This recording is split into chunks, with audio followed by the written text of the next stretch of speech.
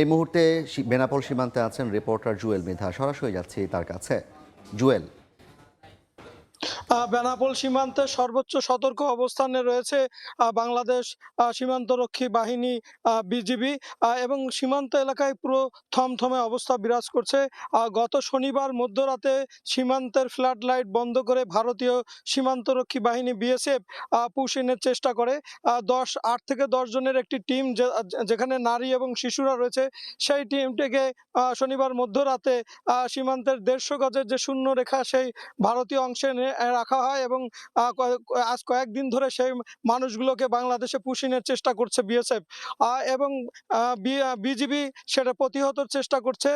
এখানে মাইকিং করে বারবার সতর্ক করা হচ্ছে যাতে কেউ বাংলাদেশ অভ্যন্তরে প্রবেশ না করে এবং বিজিবির পক্ষ থেকে বেশ কয়েকবার পতাকা বৈঠকের চেষ্টা করা হলেও বিএসএফ এর পক্ষ থেকে কোনো প্রকার সাড়া দেওয়া হচ্ছে না।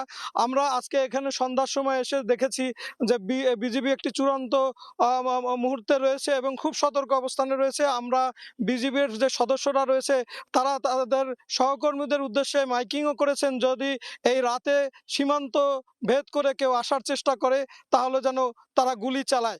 এমন একটি পরিস্থিতির কড়া অবস্থানে রয়েছে আমাদের সীমান্তরক্ষী বাহিনী।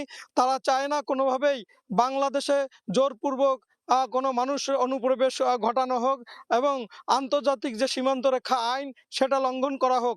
আমরা বিজিবি সূত্রে জেনেছি শুধু এই ৮-১০ জন নয়, বিএসএফ সীমান্তের ওপারে শত শত মানুষকে জড়ো করেছে যারা এই গত নির্বাচনে ভারতে ভোট দিতে পারেনি, বাংলাদেশি বলে যাদেরকে ভোটাধিকার থেকে বঞ্চিত করা হয়েছে, তাদের একটি বড় অংশকে সীমান্তে জড়ো করা হয়েছে বাংলাদেশে পুশিন করার জন্য।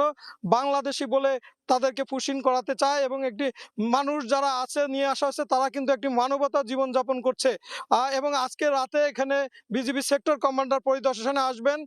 এই ছিল বেনাপোল সীমান্ত থেকে আমার কাছে সর্বশেষ। সরাসরি যুক্ত ছিলাম বাংলাদেশ ভারতের বেনাপোল সীমান্ত থেকে।